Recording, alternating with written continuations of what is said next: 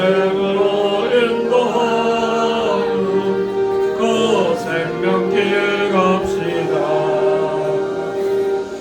아멘. 381장 시작됩니다.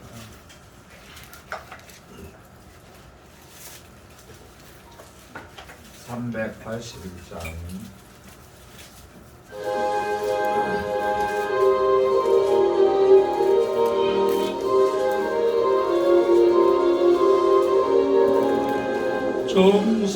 정성하라 죽도록 정성하라 주님께 슬픔이나 괴로움이 주의 사랑 못 끊으니 정성하라 죽도록 정성하라 끝까지 정성하라 죽도록 정성하라 주님께 찬란하라 저널려가 흘려온다 주의 은사 정성하라 죽도록 정성하라 끝까지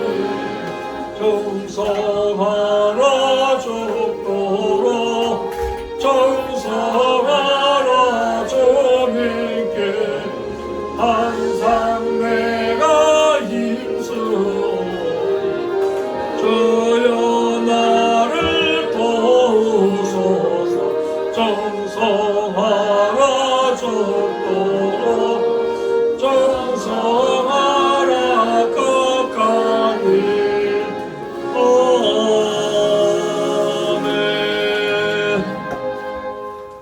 383장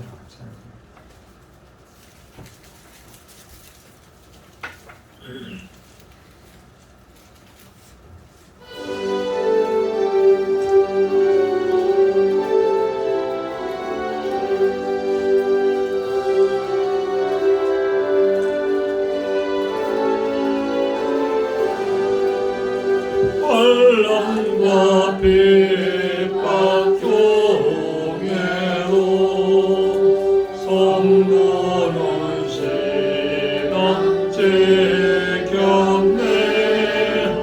이 신앙 생각할 때에 기쁨이 충만하도다.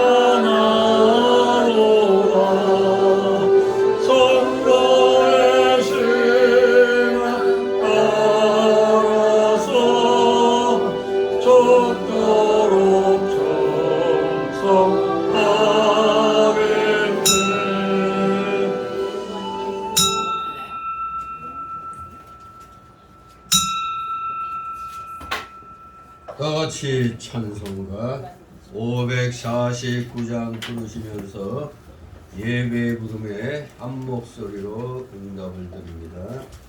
549장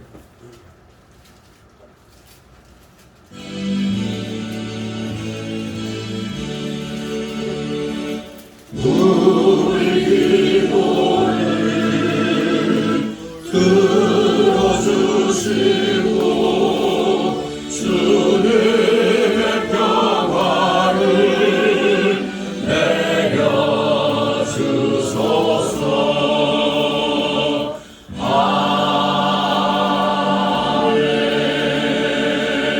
아멘. 다같이 묵도 드립니다.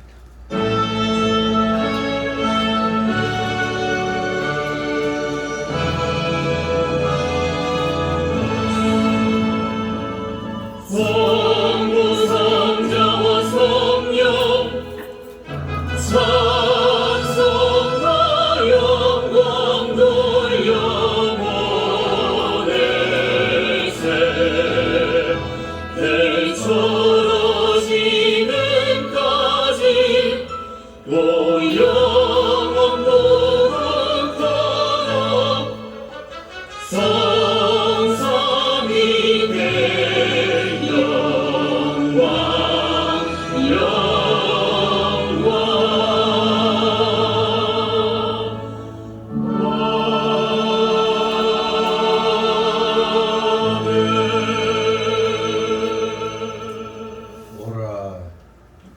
우리가 굽혀 경배하며 우리를 지으신 여호와 앞에 무릎을 꿇자. 저는 우리 하나님이시여 우리는 그의 기르시는 백성이며 그 손의 양이라. 너희가 오늘날 그 음성 듣기를 원하노라. 아멘. 다같이 일어나셔서 찬송가 547장 하나님 앞에 드립니다. 547장.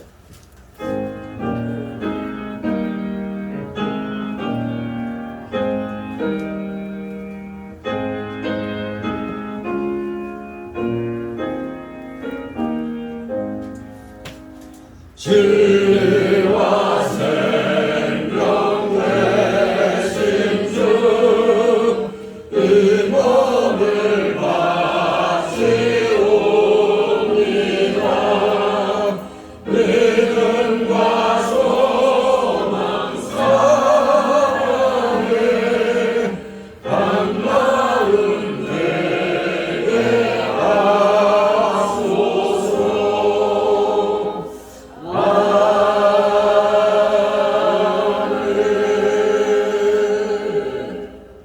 다같이 교동문 1번 교독합니다. 찬송가 바로 맨 뒤에 교동문 나옵니다.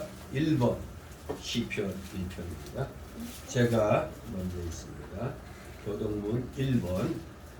복 있는 사람은 악인의 꾀를 좇지 아니하며 비인의 길에 서지 아니하며 오만한 자의 자리에 아니하고 오직 여호와의 율법을 즐거워하여 그 율법을 죄로 묵상하는 자로다.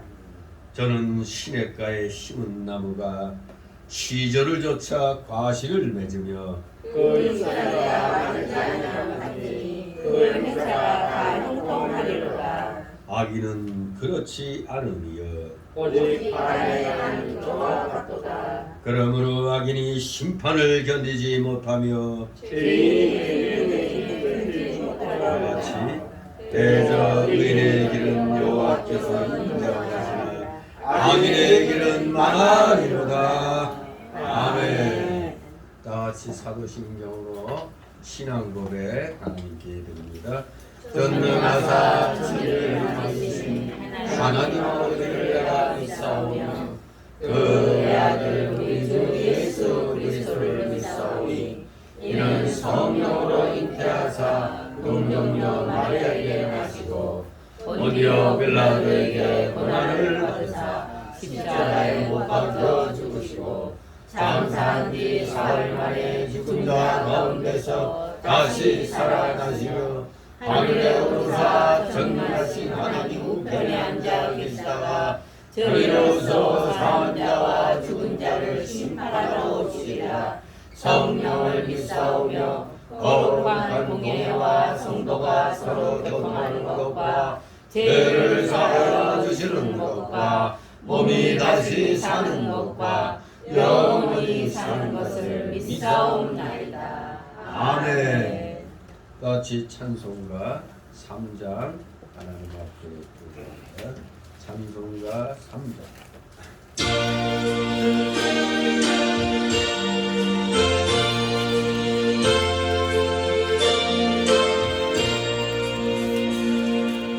이 천지와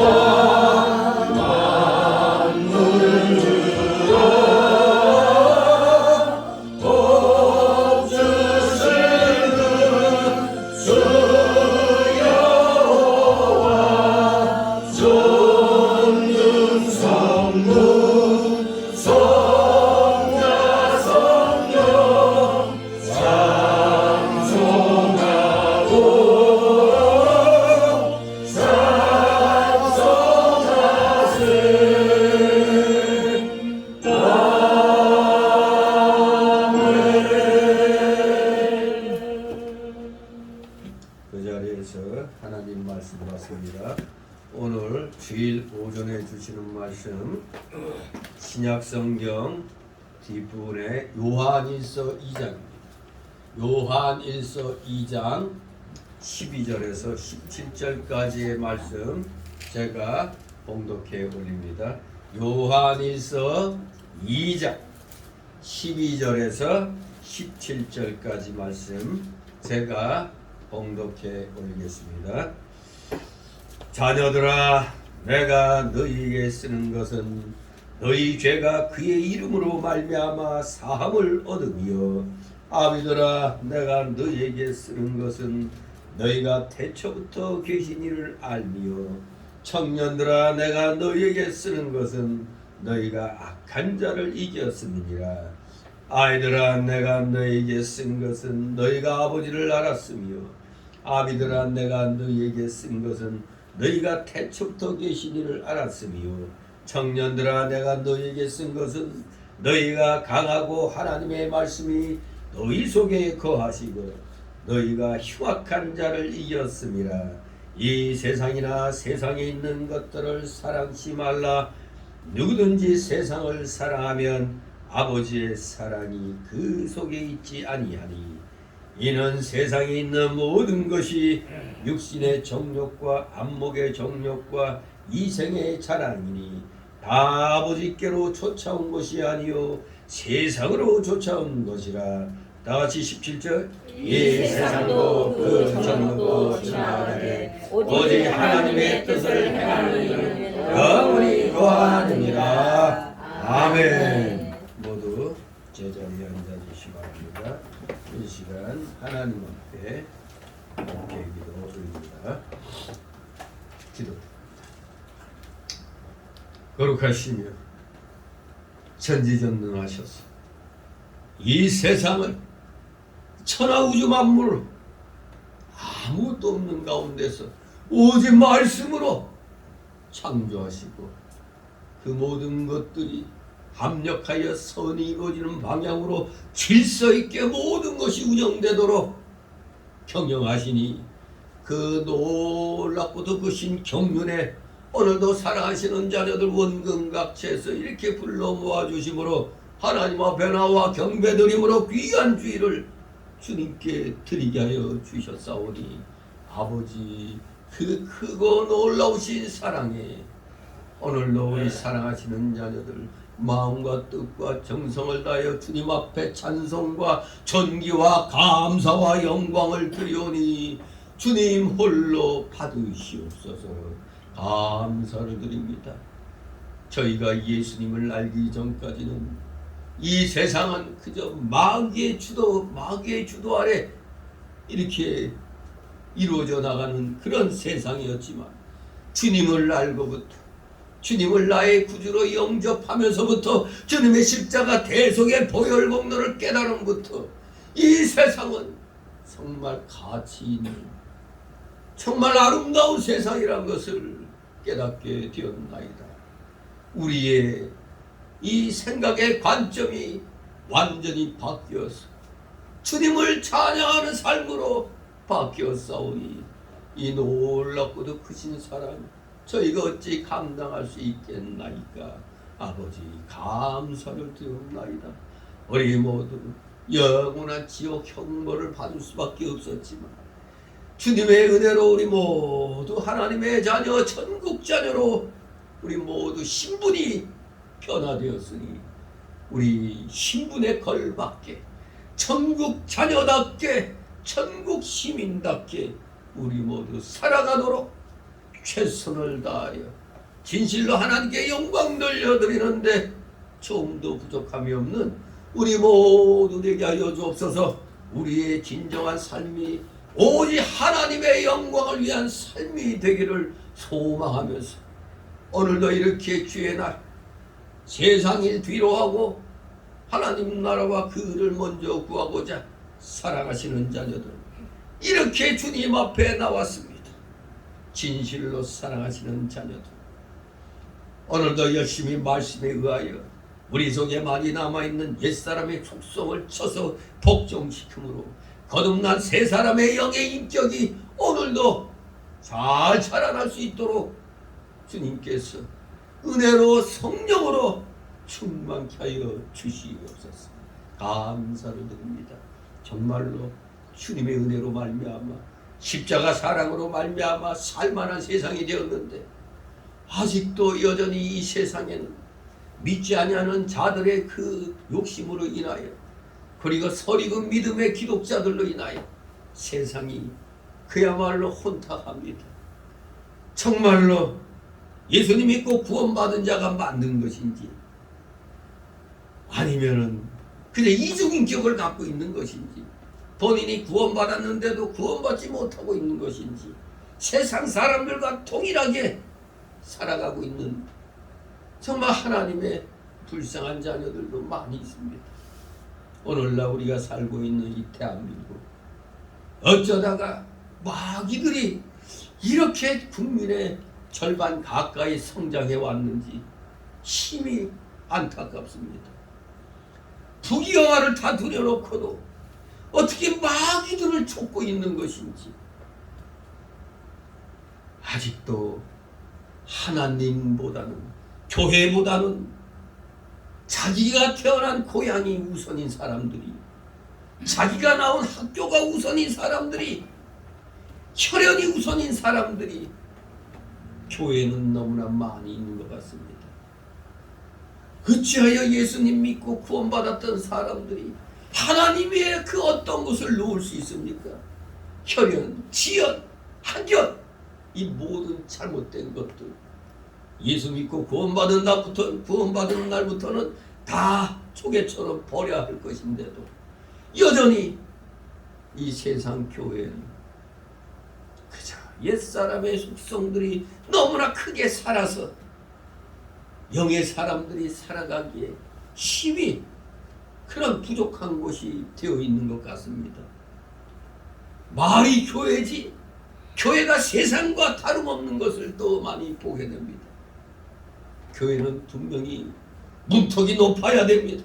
문턱이 높아서 이단들이, 잘못된 사상 가진 자들이, 마귀새끼들이 들어올 수가 없어야 되는데, 이거 너도 나도 할 것 없이 교회를 만만히 보고 하나님 말씀을 우습게 여기고 별의별 잡것들이 다 들락날락합니다. 아버지, 저희들의 이 부족함을 용서하여 주옵소서. 우리가 모범을 보이지 못했기 때문에 그런 줄 압니다. 기독자로서 이타적인 삶을 살면서 예수 그리스도의 그 조건 없는 그 사랑을 실질적으로 실천하면서 나보다 남을 더 낫게 여기는 그런 자세로 살아야 될 터인데, 그러지 못하니 우리 기독교인들이 세상 사람들의 눈에는 아무것도 아닌 것처럼 보일 수밖에 없는 줄 압니다. 현재 우리 대한민국의 기독교계가 말로만 1000만 성도니 1200만 성도니 하지 실질적으로는 이 반의 반도 될까 말까 한 것 같습니다. 우리 모두 깨어 일어나야겠습니다.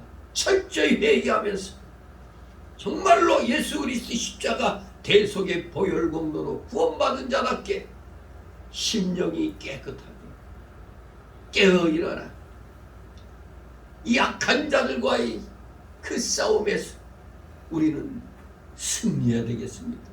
청년 같은 그 활발한 강력한 믿음으로 우는 사자같이 덤벼드는 저 마귀의 세력들을 대적하여 물리쳐 나가는데, 우리 성교회 성도들, 비록 적은 수의 성도들이지만 일당 100의 자세로 마귀 사탄의 세력들을 물리쳐 나가는데 모범이 되는 우리 살아가시는 자녀들 다 되게 하여 주시옵소서. 감사드립니다. 오늘도 여러가지 사연을 가지고 나온 성도들 남김없이 다 주님 앞에 내려놓고 맡기게 하옵소서. 수고하고 무거운 짐진 자들아 다 내게로 나오라. 내가 너희를 쉬게 하리라. 말씀에 의지하여 다 내려놓고 맡깁니다. 그리하여 주님의 주시는 말씀을 통하여 한동안 우리가 어떻게 살아야 할 것인가를 각자의 상황에 잘 말씀이 풀어줘서 우리 모두 진정 각자의 삶 속에서 승리의 삶을 누리는 자들 다 되게 하여 주시옵소서. 감사드립니다. 부족한 자의 제 말씀을 배운고자 오니 저의 연약한 입술과 영을 주장하여 주시옵소서. 귀한 이 생명의 말씀이 그대로 우리 성도들의 마음에 위에 새겨지게 하옵소서. 감사드립니다. 마치는 시간까지 졸음 마귀 못하게 하여 주옵시고 각종 잡념의 마귀들 다 내쫓아 주시옵소서. 모든 말씀 우리 구주 예수 그리스도의 이름으로 감사드리며 기도드려옵나이다. 아멘. 다 같이 찬송가 369장 찬송입니다.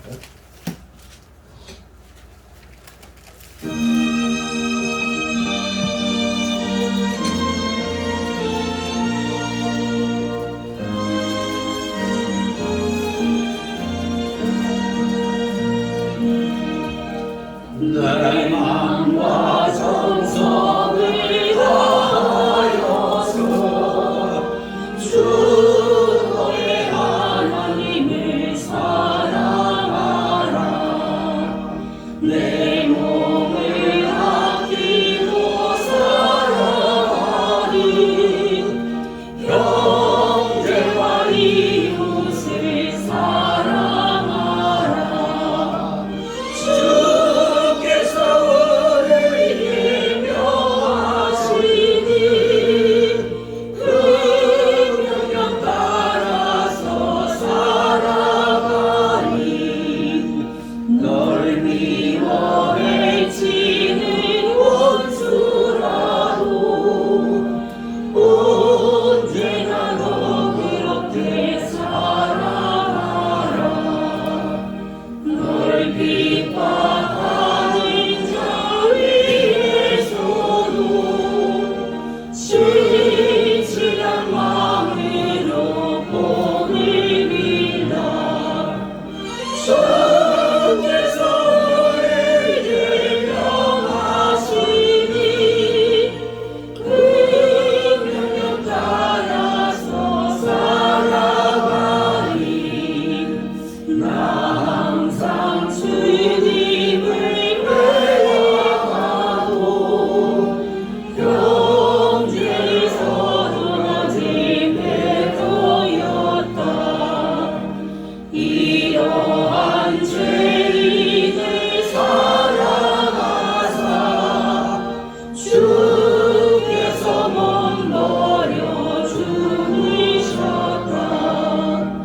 성제의 큰 사랑 받으리고 새 생명을 다 바쳐 충성하리.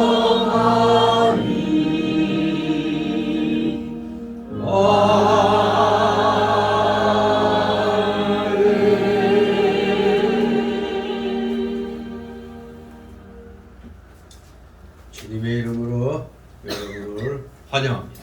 아멘. 오늘 제목이 뭡니까? 세상을 사랑하지 말라. 네. 세상을 사랑하지 말라. 우리 이 세상에 살고 있으면서 세상을 사랑하지 말라니 이게 무슨 소린가? 먼저 우리는 이 말씀의 제목부터 똑바로 알고 오늘 말씀을 살펴봐야겠습니다. 세상을 사랑하지 말라. 우리 요한복음 3장 16절 말씀 기억하십니까? 하나님이 세상을 이처럼 사랑하사 독생자를 주셨으니 이는 저를 믿는 자마다 멸망치 않고 영생을 얻게 하려 하십니다. 멸망치 않고 영생을 얻게 하신다. 하나님이 사랑하시는 세상과 여기서 말하는 세상은 차원이 다릅니다. 여기서 말하는 세상은 사단의 지배를 받는 악한 체제로서의 세상을 말하는 것입니다. 이런 세상을 사랑치 말라는 겁니다. 즉 여기서 말하는 이 사랑, 우리 예수님의 사랑, 예수 믿는 사람들의 사랑은 남을 이롭게 하는 유익을 주는 이타적인 거룩한 사랑입니다. 그런 이타적인 거룩한 사랑이 아니라 악한 정욕과 이적 욕구를 좇고 그것을 즐기는 세상적인 것에 대한 사랑을 하지 말라는 얘기입니다. 마귀의 지배를 받는 이 악한 체제의 이 세상을 악한 정욕과 이기적 욕구를 쫓고 그것을 즐기는 이 세상적인 것에 대한 사랑을 하지 말라는 그런 얘기입니다. 하나님이 창조하신 이 세상은 얼마나 아름답습니까? 그런 세상이 오염되지 않도록 우리는 열심히 본을 보이는 삶을 살아야 됩니다. 그런데 그런 세상을 사랑하지 말라는 게 아니라 마귀의 지배를 받는 이러한 세상을 사랑하지 말라는 그런 의미로서 오늘 제목을 세상을 사랑하지 말라 이렇게 말씀을 제목을 정했습니다. 마치 우리가 하나님이 우리 보고 돈 벌지 말라고 그랬어요? 벌라고 그랬어요? 벌라고 그랬죠.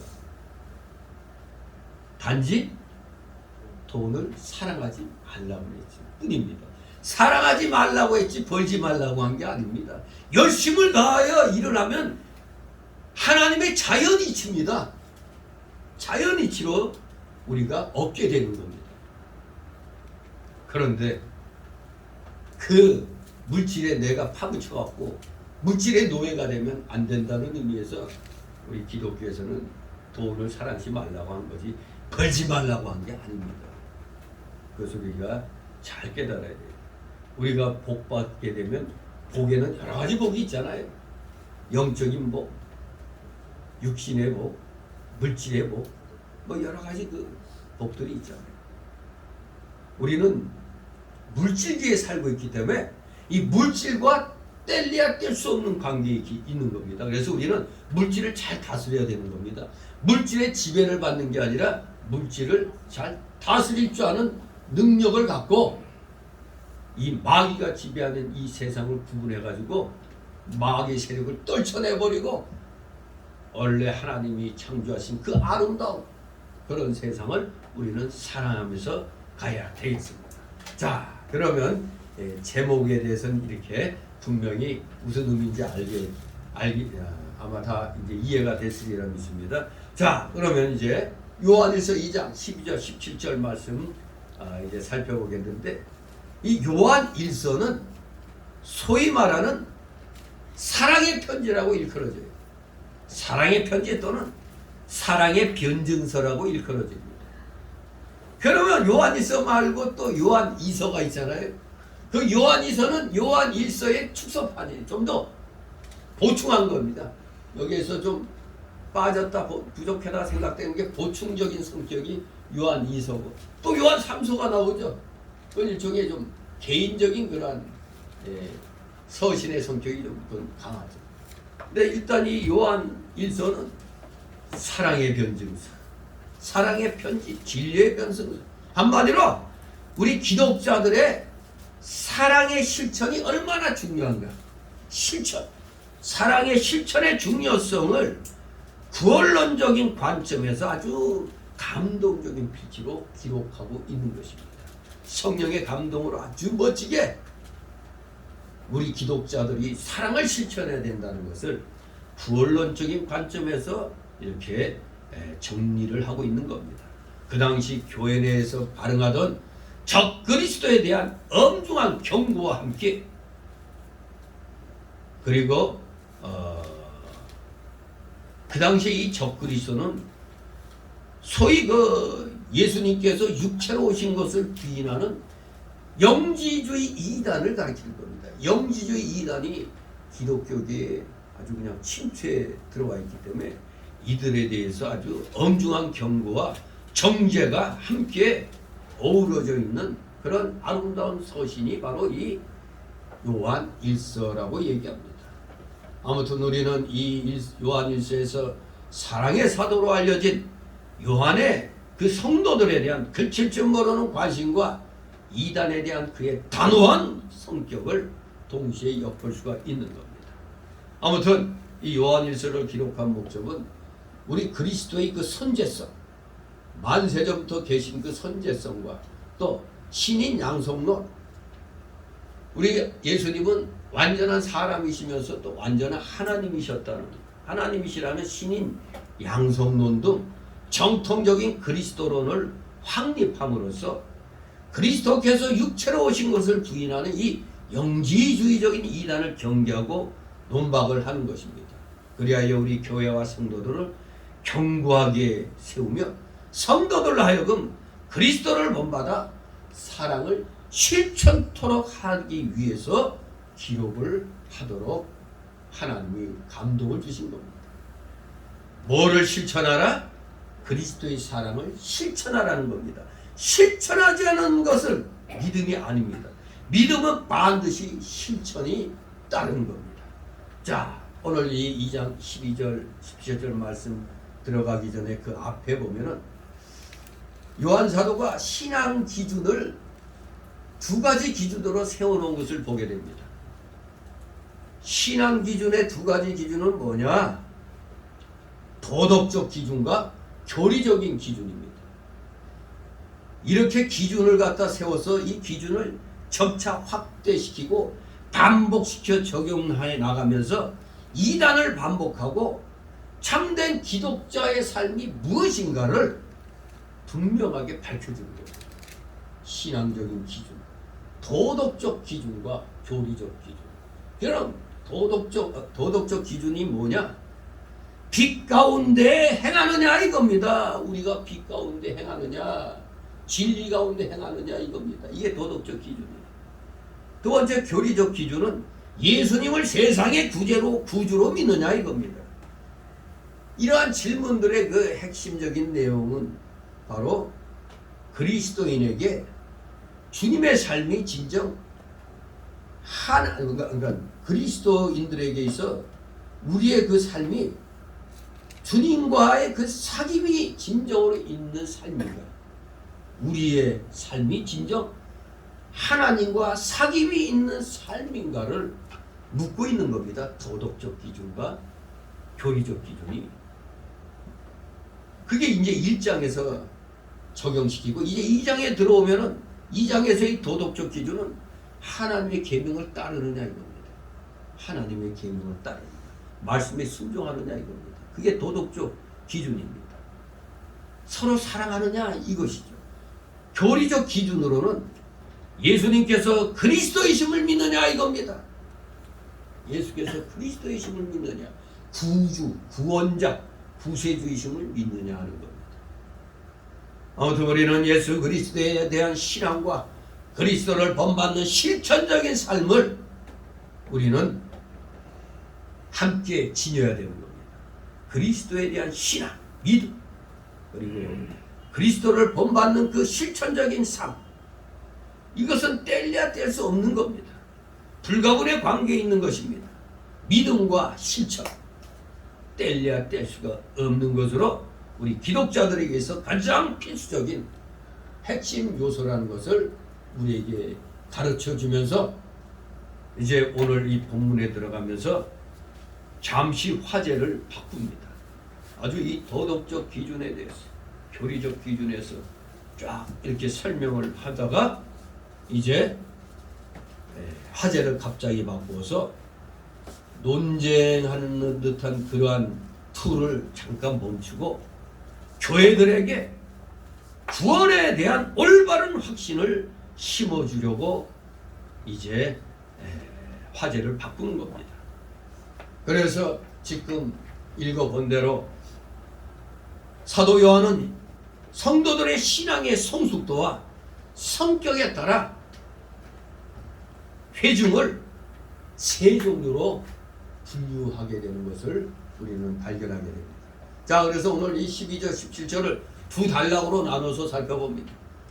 먼저 첫 번째 단락은 12절, 14절. 세 종류로 회중을 분류하는 사도 요한. 세 종류로 회중을 분류하는 사도 요한. 즉, 세 종류로 성도를 분류하는 사도 요한.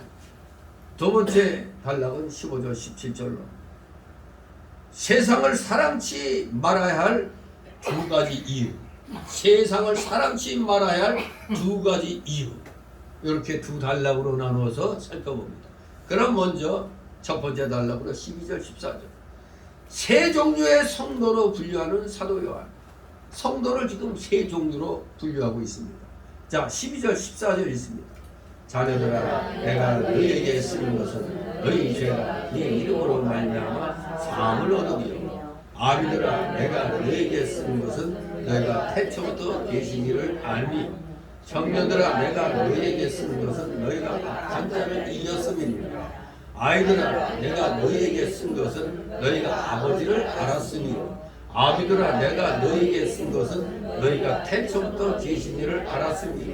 청년들아 내가 너희에게 쓴 것은 너희가 강하고 하나님의 말씀이 너희 속에 거하시고 너희가 흉악한 자를 이겼음이라. 아멘. 사도 요한은 이 서신을 받을 교인들을 세 부류로 구별하여 언급합니다. 즉 자녀들, 아비들, 청년들로 구별하고 있습니다. 그래서 이 내용을 보면은, 그리고 전체 그 구성을 보면은 단순히 이들의 구분을 연령별로 구별했다기보다는 그들의 신앙의 성숙도, 성격에 따라 이렇게 분류했음을 우리가 짐작할 수가 있겠습니다. 신앙의 성숙도와 성격에 따라 분류했다. 교인들에 대한 이러한 묘사는 믿음의 기본적인 사실을 나타냅니다. 이것들은 다 성도들의 과거의 체험들이며 그 증거들인 것입니다. 첫 번째 부류가 자녀들 혹은 아이들, 두 번째 부류는 아비들입니다. 세 번째 부류는 청년들입니다. 바로 여러분들의 믿음의 상태가 지난날 아이와 같은 신앙이었는데 이것이 어느 정도 좀 성숙이 됐어. 아비들과 같이 됐어. 그러다가 이 신앙이 좀 더 자라니까 아주 과감하게, 아주 실천력 있는 담대한 믿음의 신앙으로 바뀐 겁니다. 그걸 가르쳐 청년들의 신앙이라고 얘기하는 겁니다. 여러분들이 비록 나이가 많이 드셨어도 이 말씀을 실천하고자 하는 그 강력한 이 마음이 일어난다면 여러분들은 청년의 신앙을 갖고 있다고 볼 수가 있는 거예요. 그러니 여러분도 지금 이제 이 분류를 따라 내가 지난날에 이 정도였구나. 그럼 지금은 내가 확실하게 성숙된 그리고 실천력 있는 청년의 신앙을 내가 갖고 있는가, 여러분들이 여러분 자신의 믿음의 상태를 체크해 볼 수가 있습니다. 자, 그러면 첫 번째 부류가 누구라고요? 자녀들이라고 했습니다. 즉 아이들입니다. 즉 신앙의 성숙도와 성격으로 보면 믿은 지 얼마 안 되는 교인들을 가리키는 겁니다. 여기 12절에서는 자녀들이라고 했습니다. 헬라어로 테크니아. 14절에서는 아이들이라고 했죠. 파이리아. 자녀들 할 때는 테크니아. 이 헬라어가 그렇다 이겁니다. 아이들 하면 파이리아. 이렇게 얘기합니다. 자녀들 또는 아이들. 이들은 바로 예수 그리스도와 아버지를 알고 죄사함 받은 정도의 신앙적 초보 단계에 있는 자들. 저 믿음 생활한 지 얼마 안 되는 교인들입니다. 요한은 그들을 예수 그리스도 이름으로 죄사함을 얻었고 하나님 아버지를 알게 된 자들이라고 묘사합니다. 그것이 구원받은 성도들의 기본적인 상태입니다. 맨 처음 기본적인 상태, 주님이 나의 죄를 십자가 지심으로 다 사해 주셨구나. 그러므로 예수님을 믿는 것이 하나님을 아는 거라고 그러죠. 그것이 또한 영생이라고 그랬습니다. 지금 맨 처음 믿음 생활하는 사람들은 바로 2단계입니다. 기본적인 상태. 예수 그리스도를 믿음으로 그의 피공로로 보혈로 죄 씻음을 받았다는 사실을 깨닫는 겁니다. 그래서 우리는 마음으로 믿어 입으로 시인한다고 했죠. 그저 마음이 믿어지지 않는데 겉으로 세례받는 거 많이 있죠. 세례의식을 통해서 마음으로 믿어지지 않는 상태에서 세례받으면 구원받은 거 아닙니다. 물론 거꾸로 되는 경우도 있어요. 긴가민가한 상태에서 일단 세례부터 받고 나중에 역으로 마음으로 믿어지는 그런 부류의 사람들도 있습니다. 근데 중요한 것은 세례받는다고 구원받는 게 아니라는 것입니다. 먼저 마음으로 믿어져서 성령을 받아야 구원받는 겁니다. 천주교에서 로마 가톨릭에서 뭐라고 그럽니까? 신부한테 고해성사를 하죠. 또는 마리아를 통해 가지고 죄 씻음 받는다는 식으로 얘기합니다만, 우리 개신교도 마찬가지예요. 세례 받는다고 해서 구원받는 게 아니고 신부에게 고해성사하고 마리아에게 뭐 죄 씻음 받는 게 아니라 이겁니다. 오직 구주 예수 그리스도의 보배로운 피로 말미암아 죄 씻음을 받는다는 사실. 성도는 이렇게 예수님을 믿고 죄 사함 받고 하나님의 자녀가 된 자들입니다. 이게 기본적인 단계입니다. 아, 예수님의 십자가의 죄 씻음으로 내가 구원받았구나. 이게 마음으로 믿어져서 입으로 시인하니까 세례를 주는 겁니다. 이제 그 단계가 바로 이제 하나님의 자녀들이 된, 아이들이 된 그 상태죠. 두 번째 부류는 아비들입니다. 아비들. 예. 이 아비들은 그 파테레스라고 그래요. 헬라어로 파테레스. 13절 14절에 아비들이라고 했는데, 이들은 그 신앙이 좀 더 성숙되어서 예수님의 하나님 되심을 부인하는 이단들에 의해서 흔들리지 않을 자들, 어느 정도 성숙된 교인들입니다. 또 믿은 지 오래된 자들을 가리킨다고 볼 수도 있습니다. 연령적으로도 나이 든 자들일 수도 있어요. 연령적으로도 나이가 든 자들도. 아무래도 어린 사람들보다는 사회적인 연륜이 있어서 또 믿음에 대해서 좀 더 깨달음이 빨리 올 수도 있습니다. 이 혈기가 왕성하면은, 요새 보세요. 젊은 사람들은 교회 잘 안 나와요. 더구나 코로나 팬데믹 거치면서부터 교회에 대해서 아주 안 좋은 듯한 그런 감정을 갖고 있습니다. 아주 이 세상이 망할 때가 되면 그런 거기 때문에 하나도 이상한 거 아닙니다. 왜 이렇게 전도가 안 되지? 왜 이렇게 사람들이 악해졌지? 하나도 이상한 거 아니에요. 왜? 때가 악하기 때문에 그런 것입니다. 주님의 재림의 때가 가까워지고 있는 증거라고 할 수가 있는 겁니다. 아무튼 여기에 신앙이 어느 정도 성숙된 자들을 가리키면서 동시에 또 나이가 든 자들이라고도 생각할 수가 있겠습니다. 그래서 요한은 이들이 태초부터 계신 이를 안 자들이라고 묘사합니다. 태초부터 계신 이를 안 자. 그리스도의 선제설, 선지하신 그리스도. 참된 신앙은 태초부터 계신 하나님을 아는 것입니다. 만세전부터 계셨다는 것. 하나님은 피조물이 아니잖아요. 하나님 스스로가 지존자십니다. 창조주십니다.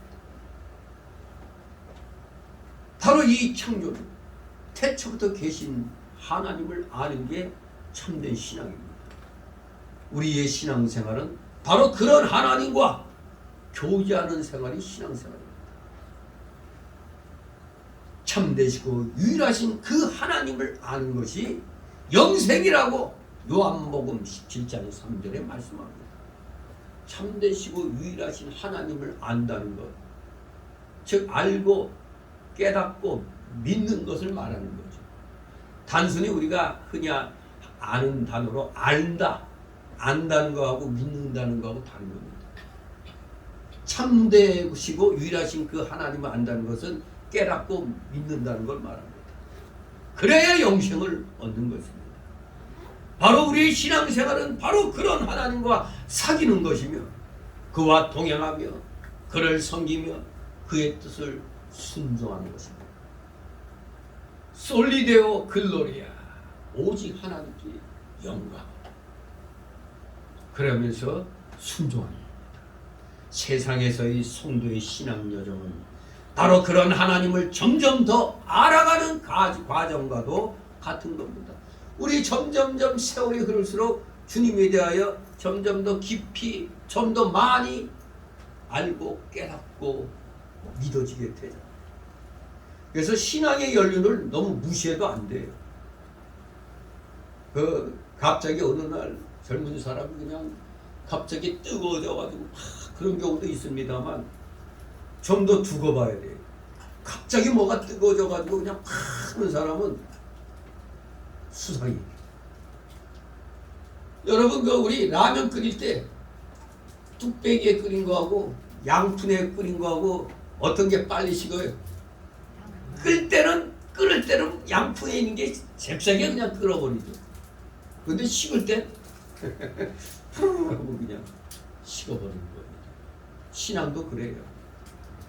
어느 날 그냥 막 뜨겁게 은사주의 계통이 그래요. 일단 사람을 뜨겁게 달궈 놓고 와요. 근데 보면은 그냥 한번 파르르 했다가 또 그냥 식어져 버리고. 근데 우리 장로교의 정통적인 신앙은 뚝배기 신앙입니다. 그러니까 좀 어떻게 보면은 부흥사들이 볼 땐 답답하죠. 순복음교회 목사들이 볼 땐 답답하죠. 아니 정말 뜨끈뜨끈하게 화끈화끈해야 되는데 이거 있는 건지 믿음이 자라는 건지 막 헷갈리는 거예요. 서서히 자랍니다. 서서히 장로교의 신앙은 이 교리 자체가 서서히 이게 자라게 돼 있어요. 서서히. 뚝배기 신앙과 같은 것입니다. 그런데 그렇게만 있으면 안 되는 거죠. 그저 아비들과 같은 신앙만 간직하고 있으면 안 돼요. 뭔가 이제 꼭지점에 도달했으면 뭔가 돌파하는 믿음이 필요한 겁니다. 바로 그 세 번째 부류의 사람이 청년들의 신앙입니다. 청년들의 신앙. 오늘날 그냥 나이만 젊은 사람들 가르친 게 아닙니다. 믿음이 강하여 주를 위해서 일할 만한 자들을 가리키는 겁니다. 주를 위해서 일할 만한 자들. 헬라어로 네아니스코이라고 13절 14절에 헬라어로 그렇게 기록되어 있습니다. 이들은 사제 및 하나님과의 사귐을 나누는 데서 거기에서 지나서 더 강력한 믿음으로 마귀와 싸워 이기는 자들의 신앙을 청년들의 신앙이라고 얘기하는 겁니다. 악한 자를 이겼습니다. 주를 위하여 믿음이 강하니까 주를 위하여 일할 만한 그런 신앙이 생긴 겁니다. 악한 자들을 대적하여 이깁니다. 피하는 게 아닙니다. 베드로 전서 5장 8절 9절에 뭐라고 그랬어요? 깨어 우는 사자같이 두루다니며 삼킬 자를 찾는 그 사자와 같은 그를 어떻게 하라고요? 9절에 대적해라고 그랬습니다. 대적해 물리쳐라고 그랬습니다. 마귀 세력은 굶주린 사자들이 그냥 먹이 찾아다니는 것처럼 지금 마귀 세력들이 지금 두루 찾아다니고 있어요. 삼킬 자를 찾고 있어요. 그러면 거기에 우리 기독교인이 대항해야 돼요? 안 대항해야 돼요? 아니 대적하라고 그랬는데 왜 대적을 안 합니까? 이 빨갱이 새끼들이 우리 기독교인들을 잡아 죽이려고 별의별 병을 발휘하고 그냥 교회 폐지법까지 발휘했어요. 처음에. 여러분 우리나라 국회가 미쳤어요. 70몇 명이 되는 것들이 교회 폐지법을 발휘했댔어요. 교회 폐지법. 그래가지고 그냥 각계각층에서 이게 막 들고 일어나니까 슬쩍 꼬리를 살짝 감춘 건데, 야, 한두 명이라면 또 혹시 그럴 수 있다. 감춰기 거기에 들어가서 그럴 수 있다는데, 아니 70몇 명? 몇십 명이 그냥 교회 폐지법을 이 대낮에 이 대명천지에 교회 폐지법을 발휘했단 말이에요. 이게. 그런데도 나하고 같은 학교 나왔으니까 나하고 같은 고향 출신이니까 그러고 있어요? 말이 안 되는 소리입니다. 마귀는 대적을 해야 되는 겁니다. 정신 나간 목사들은 그저 세상 일에 우리가 관여하는 거 아니다. 그래 관여하지 않고 있다가 다 죽으라고. 자기만 죽으면 괜찮아. 왜 교인들까지 죽여요? 민족까지 말살되는 겁니다. 대적하지 않고 있다가는 그냥 망하는 겁니다. 청년들의 신앙과 같아야 돼요. 불의한 세력이 우리를 공격하면 맞서 물리쳐야 되는 겁니다. 그게 청년들의 신앙입니다. 이 대한민국의 청년들과 같은 신앙을 가진 목회자와 성도들이 지금 시퍼렇게 살아있어가지고 광화문 애국운동을 일으켰기 때문에 이 나라가 지금 명맥을 유지하고 있고, 비로소 윤 대통령도 국가 반란 세력을 갖다 지적을 해요. 국가 반란 세력. 이번에 이 잼버리 사태를 통해 가지고 그야말로 한마디로 잼버리 게이트예요. 잼버리 게이트. 전라북도 도지사, 고하고 전북 그 더블당 의원들, 그 공무원들, 이것들이 그냥 잼버리 핑계로 SOC 사회 간접자본, 자기네 지역의 사회 간접자본 끌어들이려고 잼버리를 이용만 한 것이지 자기 지자체 돈으로는 할 수가 없으니까 중앙 돈을 갖다 끌어들이려고 잼버리를 이용한 겁니다. 그러니까 세상에 5년 동안 놀고 먹다가 2년 정도 앞두고 그때서야 무슨 발주를 냈다고? 이 미친 거 아닙니까 이게?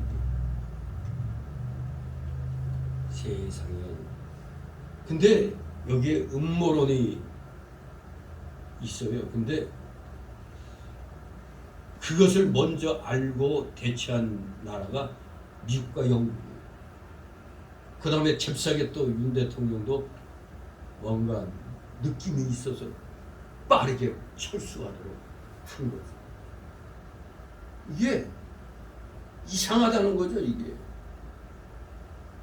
거기 원 매립해놓은 땅이 있어서 거기에다 하면 되는데 생 100번을 갖다 뒤늦게 그걸 메꿔가지고 그걸로, 그러니까 이쪽에 자기네 지역에 간접자본을 끌어들이기 위해서 여기다 이미 짠물도 다 빠지고 다 된 이 땅은 놔두고 엉뚱하게 여기다가 그냥 간척해가지고 했는데 물기도 제대로 빠지지 않고 소기도 있고, 그러니 뭐 나무도 뭐 심을 수가 있어요. 근데 폐시가 할 때 상암에서 했나요? 거기서 무슨 그 K-팝 공연하고 그랬는데 주변에 장갑차와 경찰 기동대 뭐 이런 힘이 경계를 섰다고 그러는데 이게 왜 그런가? 미국과 영국이 먼저 알고 철수를 하고 미국은 미군 부대 쪽으로 미국 잼버리 그 참가 인원들을 돌렸는데 안전을 문제로 했다는데 뭐냐? 테러의 위협을 감지한 거죠. 왜냐하면 대형 TV가 있는데 거기를 장치하려면은 이 고압선 같은 게 깔리게 되거든요. 그 굉장히 전기이시고, 그러면 질퍽질퍽한 데를 갖다 깨끗하게 하려면 뭐 판 같은 거 뭐를 갖다 쫙 깔아야 되겠죠. 그러면 그 밑에 물기가 있어요. 거기에 우리 요번에 이교육과 하마터면 불날 뻔했잖아요. 뭐 갑자기 뭐가 팍팍 해가지고 팍 비겨가지고 뭐 그 합선돼서 그냥 바로 사람들 그리 많은데 밑으로 전기를 갖다 넣어가지고 합선시키면은 그 앞에 나가서 춤춘 애들 다 고압에 그 감는 그 돼가지고 모조리 다 죽는 거예요. 떼죽음. 몇백 명은 문제도 아닌 거가 될 수가 있어요. 그러니까 뭔가 그러한 그 음모론적인 테러에 대한 정보가 있어가지고 영국과 미국에 먼저 다른 나라들보다도 그 두 나라가 먼저 철수시킨 거예요. 그리고 또 대통령실에서도 뭔가 느낌이 왔기 때문에 바로 거기서 다 뺀 거예요.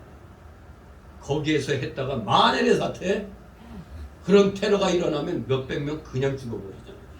감전을 일으키죠. 그 사전에 미리 막았다는 그런 얘기가 있어요. 왜? 아니 뭐 하는데 무슨 경찰 무슨 장갑차가 그 경계서고 막 이게 이상하다는 거예요.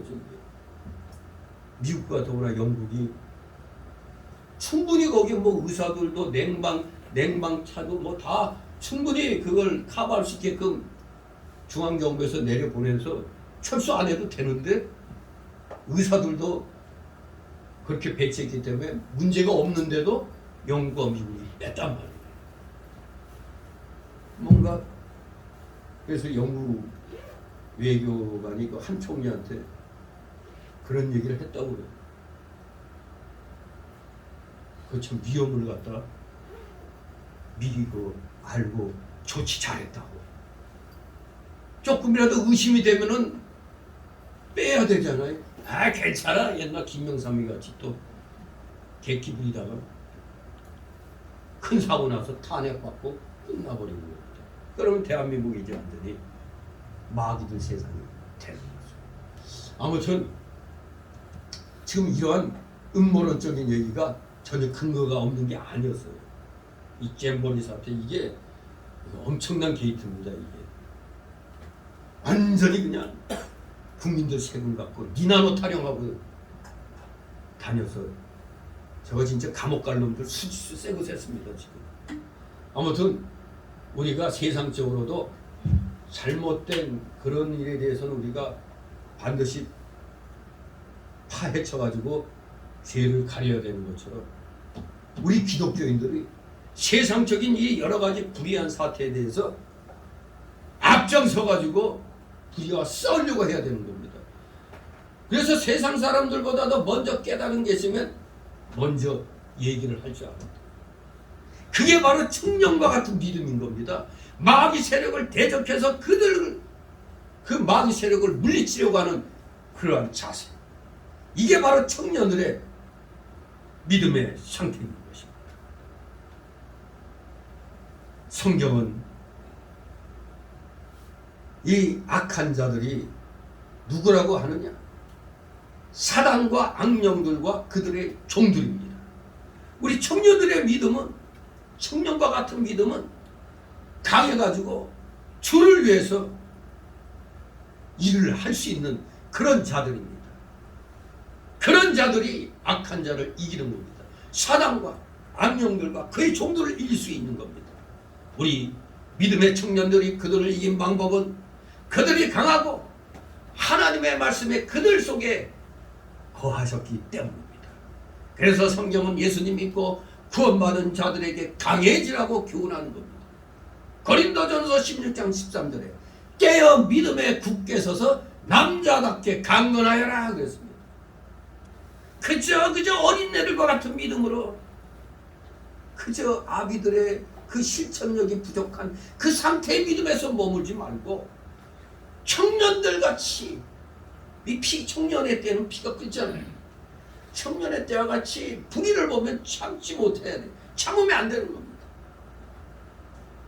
그게 깨어 믿음에 굳게 서서 남자답게 강건한 신앙의 상태가 되는 겁니다. 에베소서 6장 10절 11절에 정말로 너희가 주 안에서와 그 힘의 능력으로 강건하여지고 마귀의 괴계를 능히 대적하기 위하여 하나님의 전신갑주를 입으라고 했어요. 성령의 검, 말씀의 검으로 무장해야 되는 겁니다. 바로 이 하나님의 말씀이야말로 악한 자를 이길 수 있는 무기가 되는 겁니다. 그래서 에베소 6장 17절에 하나님의 말씀은 성령의 검이라고 말씀하고 있습니다. 혼과 육을 쪼개기까지 그 말씀의 검으로 무장해야 돼요. 그러니 두렵지 않은 겁니다. 우리 예수 믿고 청년의 믿음같이 이 강건한 믿음을 갖게 되면 절대 마귀 세력과 타협할 수가 없는 것입니다. 타협을 하면 안 되는 것이죠. 아무튼 강력한 믿음으로 마귀와 싸워 이기는 자들이 청년들의 믿음으로 지금 분류하고 있는 겁니다. 교회가 추구해야 할 신앙상은 그럼 이 세 부류에서 어떤 상이에요? 아이상, 아이들상, 아비들상, 청년들의 상. 청년들의 상이 우리 교회가 추구해야 할 신앙상인 것입니다. 교회는 마귀를 대적해야 됩니다. 그러기 위해서 성령의 광과 하나님의 말씀을 가져야 되는 것입니다. 이렇게 성도를 세 종류로 사도 요한이 분류를 했습니다. 여러분들은 바로 이 청년들의 믿음의 대열에 여러분들이 위치해 있기를 소망합니다. 이제 두 번째 단락으로 15절 17절 세상을 사랑치 말아야 할 두 가지 이유.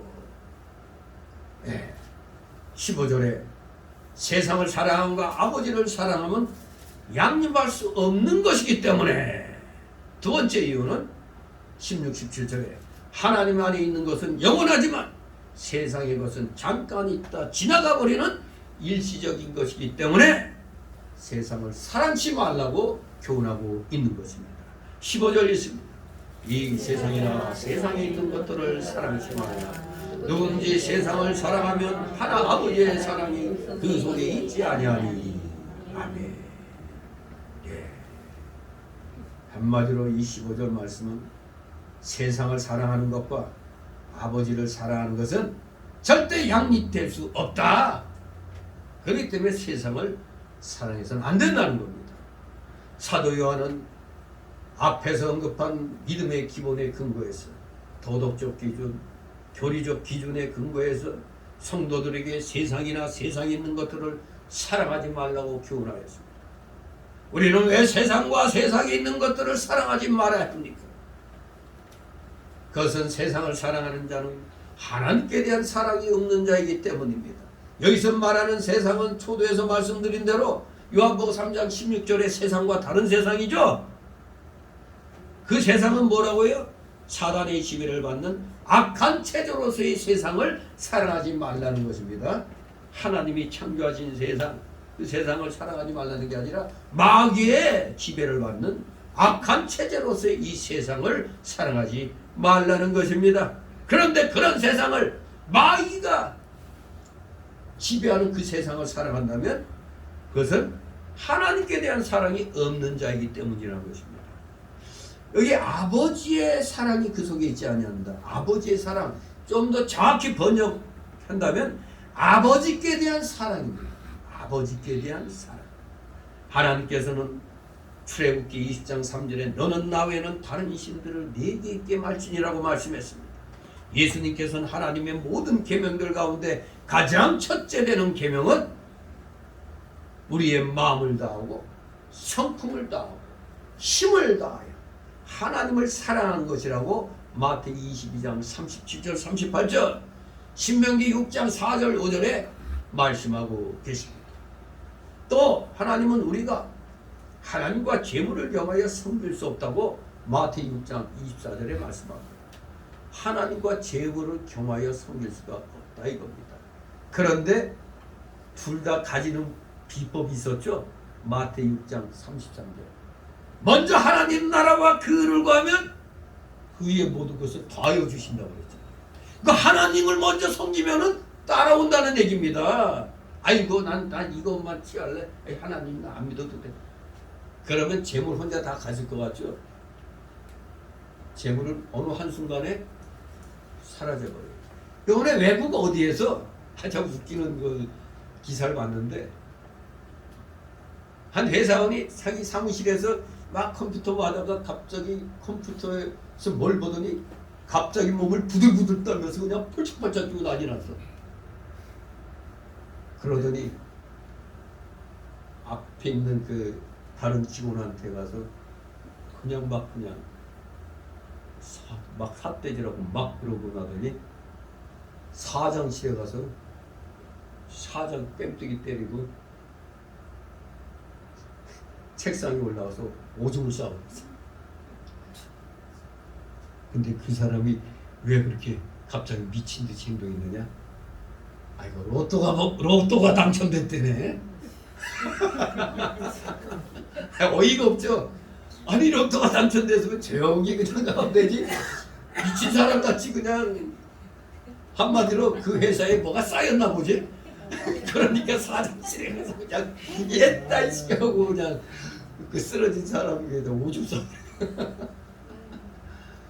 근데 그 재물은 역대 거기에 복권에 당첨된 사람들 보면 어마어마한 돈이 당첨돼가지고 그냥 지탕박 타다가 부인하고 이혼하고 그 청소하던 사람인데 그 어마어마한 돈이 생기니까 뭐 마음대로 그냥 쓰면서 그냥 이 여자 저 여자 다 성경하고 부인하고 이혼하고 하다가 나중에 어떻게 되느냐, 있는 돈 없는 돈 다 날리고 원위치. 그랬더니 또 맨 처음에 이혼했던 부인이 착했나 봐. 다시 그 부인하고 또 살아. 그런 일이. 재물이란 건 잘 쓰지 못하면 처음 상태보다 더 나빠지고, 대부분의 그 복권 당첨됐던 사람들 보면은 80%가 당첨될 때보다 더 나쁜 상황이 되어버렸어요. 그러니까 남을 위해서 남과 같이 이렇게 산 사람은 잘 됐는데 20% 정도 사람은, 근데 80%의 사람은 더 형편없이 된다는 거예요. 좀 전에 얘기한 사람 봐요. 당첨됐다고 사람들 무시하고 그냥 너 이 새끼 나한테 평소에 그랬죠. 참, 아무리 속에 쌓인 게 많았어도 그건 아니잖아요. 재물이란 건 한순간에 없어지는 겁니다. 그렇기 때문에 우리가 하나님 나라와 그를 항상 먼저 구하는 삶을 살아야 하나님이 주시는 겁니다. 하나님이 주시는 걸 가져야 우리가 잘 살 수가 있지, 욕심 부려가지고 그냥 세상 것만 추구하려다 보면 망하는 겁니다. 많은 교회 가운데 대형교회 몇몇 교회들 중에 보면 욕심 부려가지고 물질주의로 나가다가 완전히 개판된 그런 게 여러 있습니다. 아무튼 절대로 우리는 하나님과 재물을 겸해서 섬기려고 하지 말고 먼저 항상 하나님 나라와 그를 먼저 구하려고 우리는 더욱더 힘을 쏟아야 되겠습니다. 그래야 하나님이 주시는 겁니다. 우리가 하나님만을 섬기며 하나님을 전심전력으로 사랑하려면 우리의 마음은 항상 하나님께 가 있어야지 이 세상이나 세상에 있는 것들을 사랑할 여유가 없어요. 이 여유가 생기는 건 하나님 나라와 의를 먼저 구할 때 하나님이 갖다 주시는 겁니다. 그걸 우리가 비결입니다. 그게 복받는 첫째가는 비결입니다. 하나님이 주신 집이나 돈이나 직장은 우리가 감사하게 사용하기는 하지만 그렇다고 거기에 애착을 두면 안 돼요. 그러면 그 순간 또 하나님이 물질을 날려버릴 수가 있는 겁니다. 항상 하나님께 우리의 마음이 가 있어야 돼요. 심지어 하나님이 주신 남편이나 아내나 자녀들이라 할지라도 우리는 하나님 안에서, 하나님의 교훈 안에서 그들을 사랑할 뿐이지 그 이상이 되어서는 안 되는 겁니다. 그 이상이 된다면, 내 집이나 자녀가 그 이상이 된다면 어느 날 갑자기 사라져버립니다. 그걸 분명히 알아야 돼요. 절대 우리는 순서를 바꾸면 안 됩니다. 우리의 최상위의 순서는 하나님이라는 것을 잊지 마시기 바랍니다. 16절 있습니다. 이는 세상에 있는 모든 것이 육신의 정욕과 안목의 정욕과 이생의 자랑이니 다 아버지께로 쫓아온 것이 아니요 세상으로 쫓아온 것이라. 아멘. 이제 두 번째 이유가 하나님 안에 있는 것은 영원하지만 세상의 것은 잠깐 있다 지나가 버리는 일시적인 것이기 때문에 세상으로 사랑하지 말라고 그랬어요. 15절에서는 왜 사랑하지 말라고 했다고요? 세상을 사랑함과 아버지를 사랑하면 양립될 수 없는 것이기 때문에 그렇다. 자, 이제 16절을 통해서 사도 요한은 우리가 세상을 사랑하면 하나님께 대한 사랑이 우리 속에 없는 그 이유를 설명하고 있습니다. 그것은 세상에 있는 모든 것들이 실상 육신의 정욕과 안목의 정욕과 이생의 자랑에 속하는 것들이며 다 아버지께로부터 나온 게 아니라 이 세상으로부터 나온 것이기 때문에 그렇습니다. 세상으로부터 나온 것들을 사랑하면 그게 바로 마귀의 지배를 받는 그 체제를 말하는 겁니다. 마귀의 지배를 받는 그 악한 체제의 세상에서 나온 것인데 그걸 사랑하면 되겠습니까? 이 세상의 모든 것들은 육신의 정욕, 즉 쾌락과 음란으로 더러워져 있고 안목의 정욕 즉 눈으로 보는 육신적 아름다움의 축으로 더러워져 있는 겁니다. 그러나 실상 육신적인 아름다움은 그렇게 가치 있는 것이 못 됩니다. 그 여러분들 유튜브를 통해서 본 게 있을 거예요. 본 분도. 저도 그냥 제 눈을 의심했어요. 너무 깜짝 놀랐어요. 그 중국 유튜브 같은데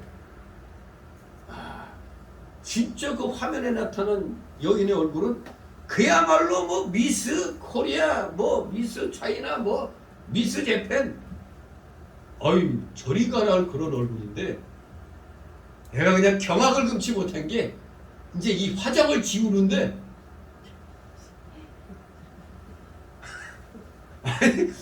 세상에 이거 어떻게 그럴 수 있나? 뭐 이거 띄고 뭐 하는데 완전히 그 시골 삼순이 있죠. 이 삼순이 얼굴이 나오는 거야. 그 소위 시골 촌딸. 야, 아니 그렇게 변정이 되나 그게? 아니 화장을 어떻게 뭐 희한해 못 띄고 니까 다 떨어져. 역시 참네. 야, 진짜 속일 수가 있겠더라고요. 속일 수가. 근데 그 한 여자만 그런 게 아니라 또 어떤 여자도 기가 막히게 이 화면으로는 이쁘는데 또 싹 돌아서서 이제 화장을 해체하는데 이것도 제2의 삼순이네 또. 야, 정말 이 눈에 보이는 아름다움은 그래서 그렇게 가치 있는 것이 못 되는 것 같습니다. 근데 또 반대로 어제 봤어요. 어제 이 유튜브 이렇게 검색하다가 어느 여자 유튜버가 자기를 보고 너무 화장빨이다 그랬다고 화가 나가지고 아예 그 실방송 속에서 자기가 화장을 다 띄는 거야, 지우는 거야. 그러면 짜잔 하고 그 삼순이 얼굴이 나올 줄 알았는데 아니네. 그 본바탕이 아주 제대로 된 여자였어. 그러니까 아주 쌩얼로 그냥 방송을 하더라고요. 그러면서 이 유튜브 보는 사람들이 자꾸 공격을 하니까 그 화장빨로 이 남자 유튜브를 꼬신다고 막 이러니까 화가 나가지고 싹 하고 쌩얼로 그냥 했더니 구독자 수가 엄청나게 늘어버리는 거예요. 여러분 유튜브만 잘해도 먹고 살아요. 그러니까 1000명 이상부터가 구독자 1000명 이상부터가 천회 이상부터가 이제 소득이 발생돼요. 근데 구독자 수가 10,000명 넘어가면은 뭐 이제부터 좀 생활하게 되는 거예요. 뭐 어떤 사람은 몇십만, 100만 막 이러고. 요새 그 탈북자들이 유튜브를 많이 하더라고. 왜냐면 또 탈북 스토리를 이렇게 들어보면 재밌잖아요. 그 사람들은 사선을 넘어왔지만 듣는 우리 편에서는 그야말로 진짜 야 어떻게 흥미진진하잖아요. 그게 삶과 죽음 속에서 사이에서 한 거. 그래서 그런지 탈북 유튜버들이 꽤 맹활약하고 있더라고요. 아무튼 이 세상의 아름다움 그렇게 가치 있는 것이 뭔데 꾸밀 수가 있단 말입니다. 그래서 잠언 31장 30절에 아주 기가 막힌 말씀을 했죠. 좋은 것도 거짓 되고 아름다운 것도 헛되나 오직 여호와를 경외하는 여자는 칭찬을 받을 것이다. 하나님을 경외해야 됩니다.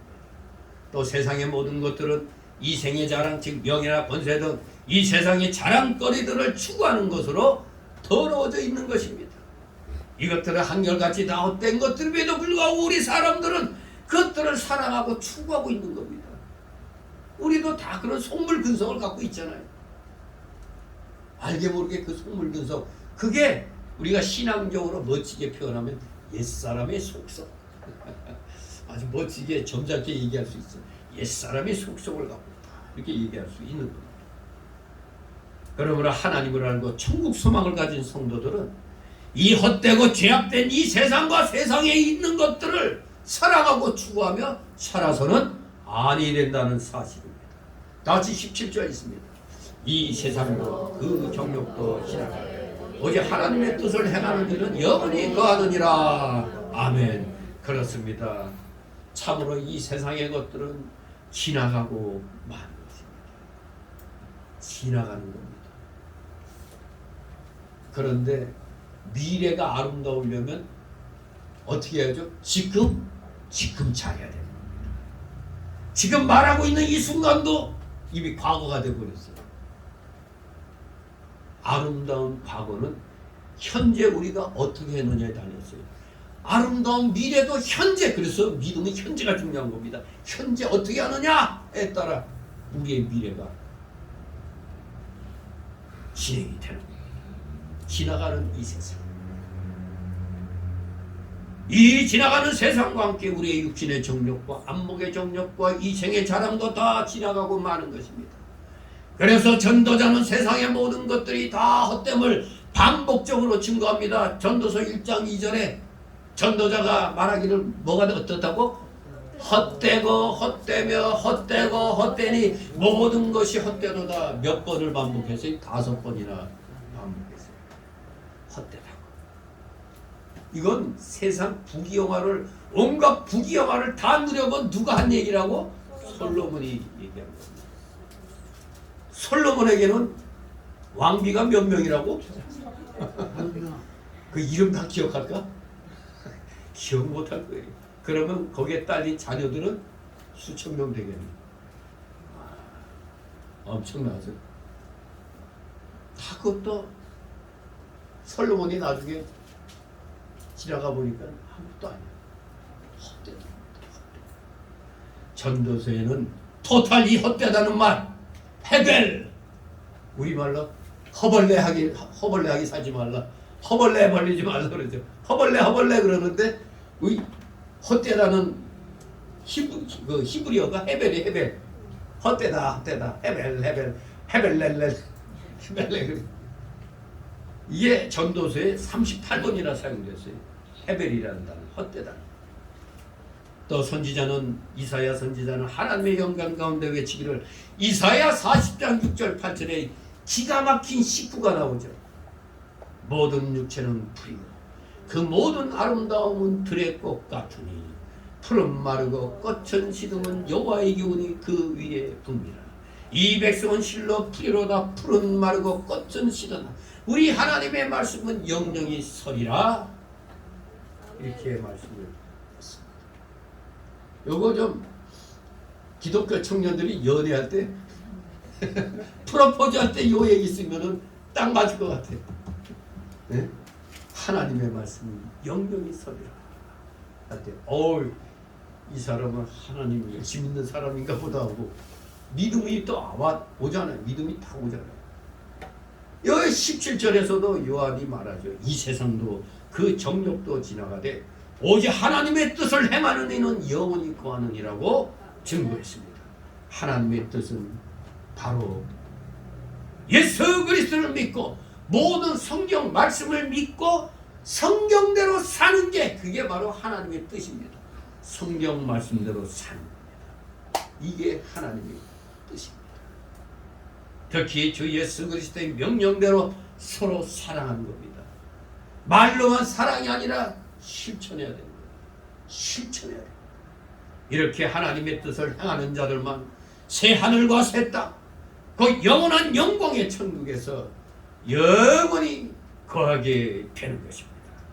진실로 말로만 하면 안 됩니다. 실천할 줄 알아야 돼요.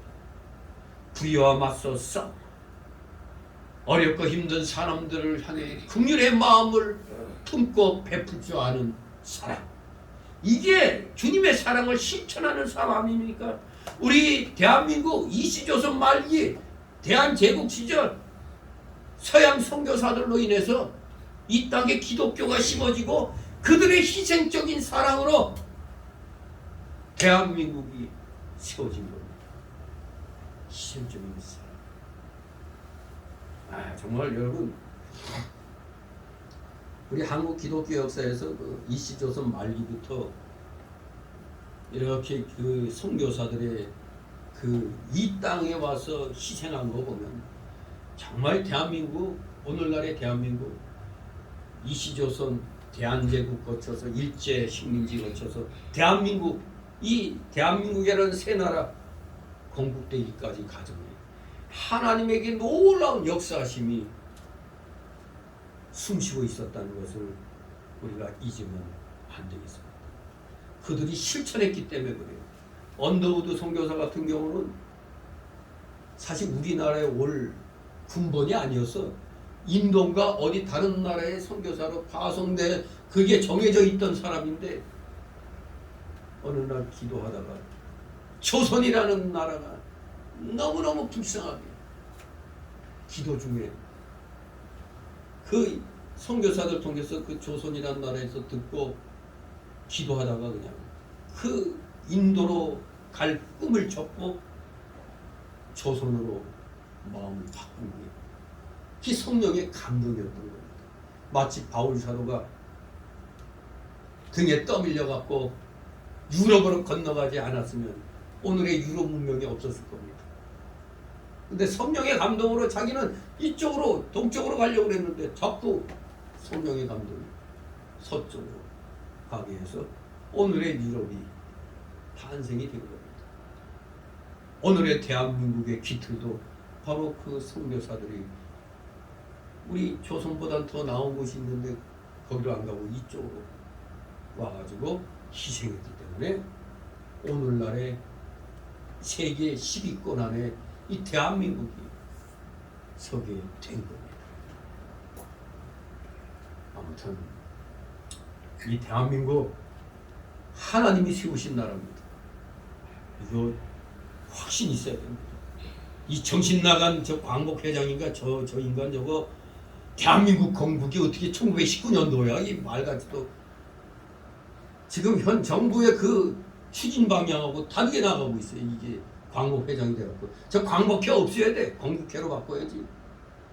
아니 세상에 국제법적으로 대한민국의 건국 일이 바로 1948년 8월 15일 국제법으로 인정이 된 게 48년 8월 15일이에요. 심지어 여러분 잘 알아야 돼요. 무슨 어디서 뭐 정신 나간 학자들이 얘기하는데 그 완전히 그 그냥 뭐 좀 민족주의에 그냥 뭐 매몰돼 가지고 뭐 이상한 소리 해야 되는데 여러분 임시정부 요인들도 그들 스스로도 상해 임시정부를 건국으로 안 봐요. 김구도 마찬가지였습니다. 김구도 상해 임시정부는 건국 준비하는 과정이었지 그게 건국이 된 게 아니라고 임정 요인들부터가 그렇게 인식하고 있었던 겁니다. 국제법적으로 상해 임시정부는 나라가 될 수가 없어요. 왜? 주권이 있나? 거주하는 영토가 있나? 국민이 있나? 또 그 거주하는 국민을 통제하는 정부가 있나? 국제법적으로 하나도 해당이 안 되기 때문에 1919년도 건국설은 전 북한에서도 인정 안 하는 거예요. 저놈들. 북에서도 김일성 역사가 빠졌는데 무슨 놈이 인정하겠어요. 여러분도 분명히 알아야 됩니다. 대한민국 건국은 1948년 8월 15일입니다. 아, 이시조선 말명 망했고 대한제국이 일어났고 그러다가 일제 식민지로 들어갔고 없어요. 나라가 없어요. 그러다가 대한민국이 48년 유엔 감시하에 유엔의 인정하에 48년 8월 15일 날로 인정이 된 겁니다. 50선거를 통해서 유엔 감시하의 선거를 통해서 대한민국이 건국이 48년 8월 15일로 선포되어 유엔의 인정을 받은 겁니다. 그런데도 요번에도 좀 슬픈 게 아직도 이 여당에는 이 좌파 같은 놈들이 많아가지고 건국 75주년이라고 말을 하는 놈들이 없어. 광복 78주년만 얘기했지 건국 75주년을 얘기하는 자들이 없었어요. 여러분 분명히 하시기 바랍니다. 지금 저 광복회장 저거 잘라내야 돼 저거. 왜냐하면 저 광복회장 이종찬이 저 사람 지 조상이 임시정부 요원이었거든. 그리고 만주 신흥 무관학교를 뭐 지들이 했다고 해서 독립운동이 아주 굉장한 그것처럼 얘기하고 있는데 그저 지금 자기네 그 조상이 그 임시정부에 거기에 있다는 걸 기득권을 그 어떻게든지 유지시키려고 자꾸 1919년도 그 상해 임시정부 그걸 자꾸 건국일로 주장하는 거예요. 그 국제법도 모르는 자들입니다. 국제법적으로 정말 무지한 자들이 이렇게 많아요. 대한민국의 정치인들 특히 공부를 안 해서 그래요. 국제법으로 인정을 받아야 되는 겁니다. 국제법으로. 이미 우리는 일본에게 나라를 빼앗기고 아무것도 없는 상태였단 말이에요. 아무튼 우리 하나님께서 이 대한민국을 건국시켜 주셨다는 것을 알아야 돼요. 우리가 힘이 있어서 해방된 게 아닙니다. 하나님이 미국을 사용해서 우리를 해방시켜 준 겁니다. 마치 이스라엘이 바벨론의 포로로 끌려가 70년 동안 포로 생활하다가 누구에 의해서 해방됐죠? 바사왕 고레스에 의해서, 페르시아 왕 고레스에 의해서 해방됐잖아요. 우리는 미국에 의해서 해방이 된 겁니다. 걸리지면 안 됩니다. 역사를 잊은 민족은 망하는 겁니다. 역사를 왜곡하는 민족 또한 망하는데 저 좌파놈들은 역사를 왜곡하는 것도 유분수지. 아이들에게 제대로 역사를 가르치지 않고 있어요. 우리 하나님 믿는 사람들은 정직해야 됩니다. 역사에 대해 정직해야 돼. 왜? 역사를 누가 주장하죠? 하나님이 주장하시는 거예요. 하나님이 주장하시는 거기 때문에 우리 모두 이 하나님 말씀에 입각해서 진리에 입각해서 이 세상이 어떻게 돌아가는 걸 분명하게 우리가 세워 나가야 됩니다. 그래서 오늘 이제 말씀을 정리하면서 몇 가지 진리와 교훈을 정리해서 말씀드리겠습니다. 첫째, 우리는 신앙의 기본을 갖추었는지 스스로 묻고 대답해야 합니다. 죄 씻음을 받았는가? 태초부터 계신 하나님을 알고 믿었는가? 자기 자신에게 질문해야 됩니다. 두 번째로, 오늘 우리들의 교회에도 영적인 청년들이 요구된다는 겁니다. 영적인 청년상이 확립되어야 돼요. 주 안에서 강하고 하나님의 말씀으로 무장된 자, 그래서 악한 자들과 싸워 이길 수 있는 예수 그리스도의 좋은 군사들이 요구되는 겁니다. 영적인 청년들이 되시길 바랍니다. 세 번째로, 우리는 이 세상과 세상에 있는 것들이 헛되고 죄악됨을 깨닫고 이 세상과 세상에 있는 것들을 사랑하지 말고 오직 하나님의 뜻만을 행하는 자들이 되라.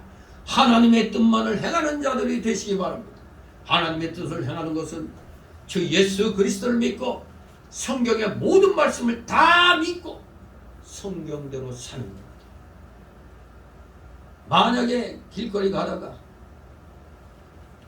성경을 제대로 안 믿는 한국 기독교 장로회라는 이 자유주의 교회에 나가는 그런 교인들 만나면 그 교회에서 속히 나오라고 해요. 가장 무서운 이단입니다. 기독교 내 가장 무서운 이단이 기장치입니다. 하나님 말씀을 안 믿어요. 기적들, 예수 그리스도의 그 동정녀 탄생 안 믿습니다. 그런데도 교회 간판 걸고 신학교 한신대 있고 목사 안수 받고 목회하고 있어요. 교회 건물들 크게 지어놓고 이해가 안 가요.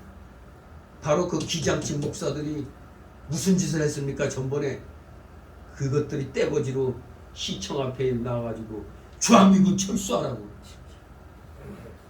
그것들이 사람입니까? 그것들이 빨갱이 편 아닙니까? 그것들. 기장치 교회에 나가는 교인들 보면은 그 교회 성경 안 믿는 교회니까 나오라고 해요. 마귀 편에 있기 때문에 나오라고 해야 됩니다. 우리 모두 주 예수 그리스도의 계명대로 서로 사랑하면서 어떻게든지 말씀이 지시한 대로 우리 모두 살아가는 정말 신실한 실천력 있는 믿음의 일꾼들 되시기를 주님의 이름으로 축원합니다. 기도합니다. 거룩하신 하나님 아버지, 은혜를 감사드립니다. 사랑하시는 자녀들, 참으로 마귀의 지배를 받는 이 세상 말씀에 입각하여 우리 모두 사랑해서는 아니 되는 줄 압니다.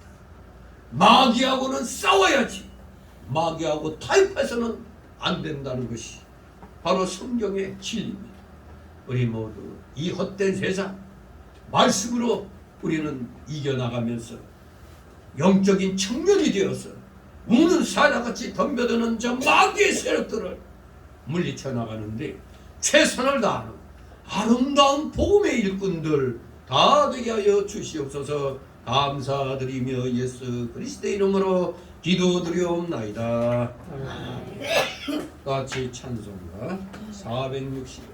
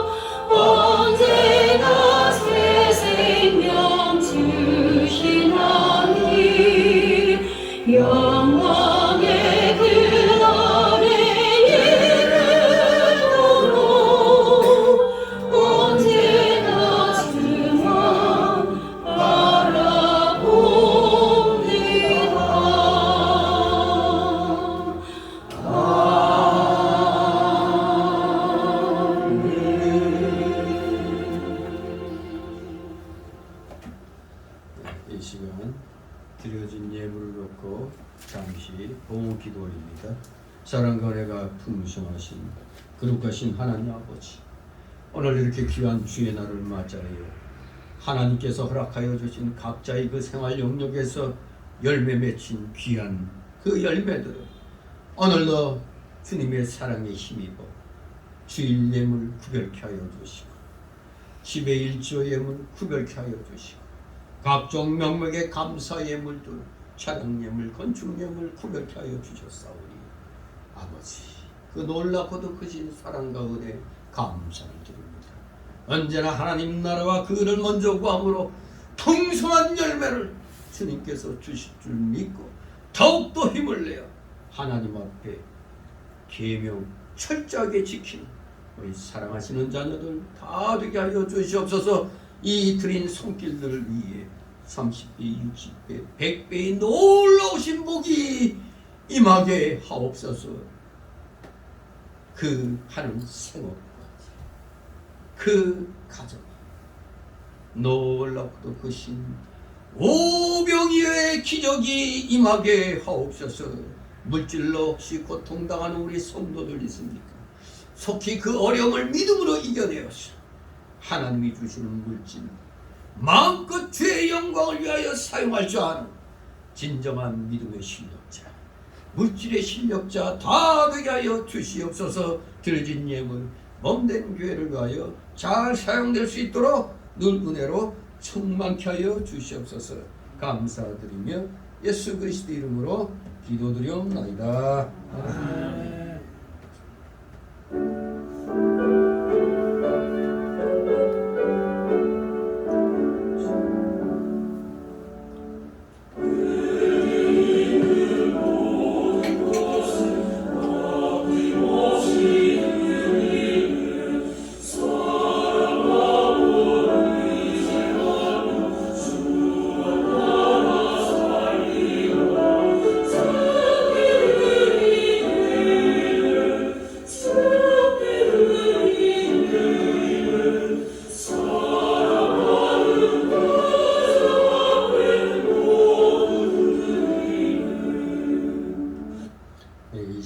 세신자 소개 시간인데 등록된 카드 없습니다. 우리 서로 가볍게들 인사들 나누시 바랍니다. 네, 반갑습니다. 네, 우리 옆구리가 허전하지 않도록 옆자리를 채우시기 바랍니다. 네, 광고 말씀. 벌써 뜨거운 여름도 이제 지나가고 있죠. 이 또한 지나간다. 이제 아직 덥지만 지나가고 있습니다. 8월 달도 다 끝나가니 이제 9월 달이 다가오고 있는데 올 한 해 얼마 안 남았어요. 이제 또 우리 최선을 다해서 우리 영원권의 전도사에게 힘을 모시기 바랍니다. 앞으로 이제 9월 시작되면은 다시 그 전도 부인회에서 매주 토요일 오전 11시부터 이제 전도 행사를 하노니 기도와 물질로 동참해 주시면 감사하겠습니다. 그리고 우리 성국회 성도들 비록 참여는 못해도 열심히 악과 싸우며 애국운동하는 여러 목회자들, 여러 교회들을 위해서 늘 많은 기도 부탁드립니다. 그리고 우리가 속한 대한노회와 대한신학연구원을 위해서 기도해 주시 바랍니다. 그 9월 9일 여기 보이죠? 이 포스터 올림픽 체조 경기장에서 뭐 하여간에 제출하신 분들 우리 그날 또 하나님이 또 복 주시면 또 알게 뭡니까? 차 한 대가 들어오는지 경북도 푸짐하다고 그랬는데 뭐 한번 또 이런 축제 행사 이 교단적으로 하는 축제 행사 뭐 20년이 넘도록 가본 적 없죠. 한 번쯤 요번에 특별히 45주년 교단 설립 45주년이라 한 번은 가볼 만할 것 같아요. 또 그러면서 또 우리 교회 다닌다는 것, 성교에 속해 있다는 걸 또 스스로도 또 한번 또 인식할 수가 있고, 또 대한노회에 또 소속돼 있다는 거 또 느낄 수가 있을 겁니다. 그리고 대한신학교가 대한신학연구원으로 이제 이름을 바꿨는데 이제 그 9월 둘째 주부터 이제 2학기를 개강하려고 하고 있으니까 이제 마지막 한 학기를 남겨놓은 우리 성도들 잘 마무리해 주시기 바랍니다. 그리고 내일 월요일날 오전 11시 제2교육관에서 대한기독교 청년학교 8월 구국기도회로 모임을 갖습니다. 광복 78주년, 건국 75주년 기념하는 그런 기도회니까 아무튼 여러분도 시간이 되시는 분들은 같이 나와 주시면 감사하겠습니다. 우리 다 같이 일어나셔서 62장 부르신 후 축복 기도로 마치도록 하겠습니다. 62장.